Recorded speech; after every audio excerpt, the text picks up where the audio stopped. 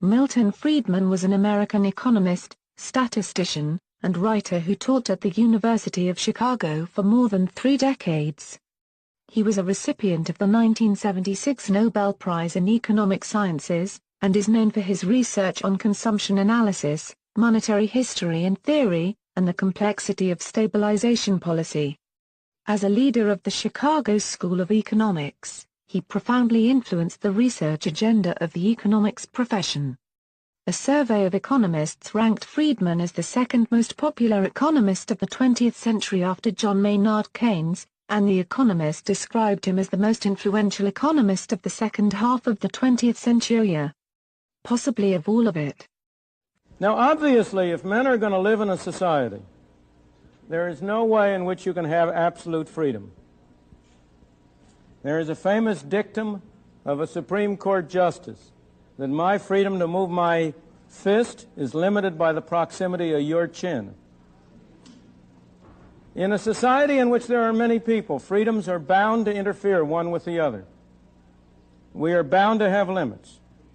And the question that we need to ask, and the question that I want to talk about tonight, is what arrangements in a society will minimize coercion while preserving the maximum opportunity for members of a society to cooperate with one another to achieve their separate objectives. The fundamental principle that I am going to try to uphold was stated by John Stuart Mill in On Liberty over 100 years ago. The only purpose for which power can be rightfully exercised over any member of a civilized community against his will is to prevent harm to others.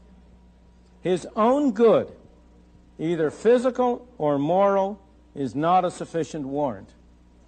That's the fundamental principle.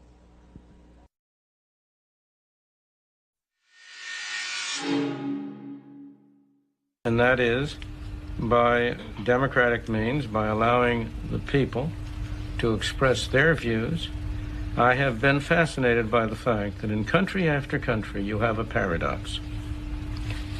You have what is supposed to be a government of the majority. You have a representative government. And yet that government repeatedly does things that a majority of the people oppose. You go around in the United States, for example, where I know the situation best, and you will find that a majority of the people in the United States think government is spending too much, imposing taxes that are too high, and would like to see government cut back. At the same time, the representatives of the people, through the parliament, through what we call the Congress, you call the parliament, follow policies which lead to those results that the majority deplore. The reason for that, I believe, is that we have a defect in our governmental institutions. What we have is a situation in which minorities, special interest minorities, are able to exercise undue influence. In my opinion, so far as the United States is concerned, our solution to that is going to be through public action, which will lead to constitutional provisions, setting narrower limits on government. That was a device that was adopted in the 18th century by the founders of our country in the original Constitution. And we need to reinforce that, in my opinion, by using the Constitution to set narrower limits on the scope of government.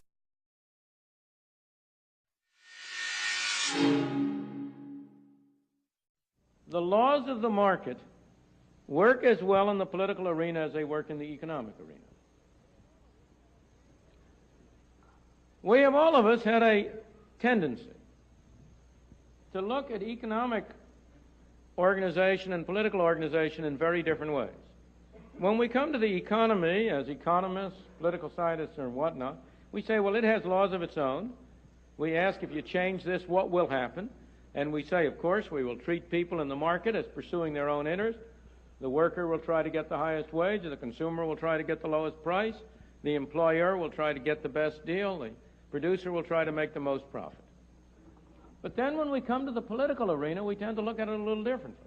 We tend to say, well, now let's figure out what would be the right thing to do from the social point of view. Let's persuade our fellows to vote for it, and once we've voted for it, we'll have the results we want. But surely, we have to look at it from a different point of view. We have to say that people who are in the political arena are also people. They are also trying to do what's best for themselves. The politicians are in business. They are trying to maximize the number of votes they get, or maybe not the number of votes, but they're trying to act in such a way as to get enough votes to get elected. The bureaucrats, I don't mean that in any invidious way. I'll come and become more invidious about them later, but at the moment I don't want to start that way. You or I as a bureaucrat, if we're in that position, we're going to pursue our own interests. Now, in saying that we pursue our own interests, they don't have to be narrow interests. The great martyrs in the world have pursued their own interests as they have seen it. But everybody is going to pursue his own interest. As a great friend of mine, an economist at UCLA, Army Alchin, always says, there's one thing you can depend on everybody else to do. You can absolutely depend on him. You can always depend on him to put his interest ahead of yours. So, if we're going to analyze the political arena, we have to look at that as a different kind of a market in which there is also competition.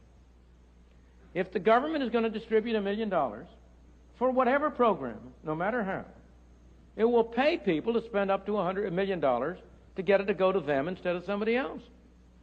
If goodies are going to be distributed, well, then you better go out and try to get your share of the goodies. If you have a perfectly operating market, if you have what we economists call equilibrium, you will end up just as equilibrium in the economic market leads to zero profits, so equilibrium in the political market leads to no net gain to anybody.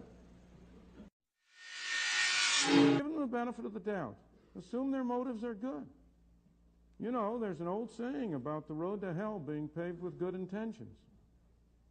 You have to look at the outcome. And whenever you use force, the bad moral value of force triumphs over good intentions. The reason is not only that famous aphorism of Lord Acton. You all know it, you've all heard it. Absolute power corrupts. Power corrupts. Absolute power corrupts absolutely. That's the whole aphorism. That's one reason why trying to do good with methods that involve force lead to bad results. Because the people who set out with good intentions are themselves corrupted.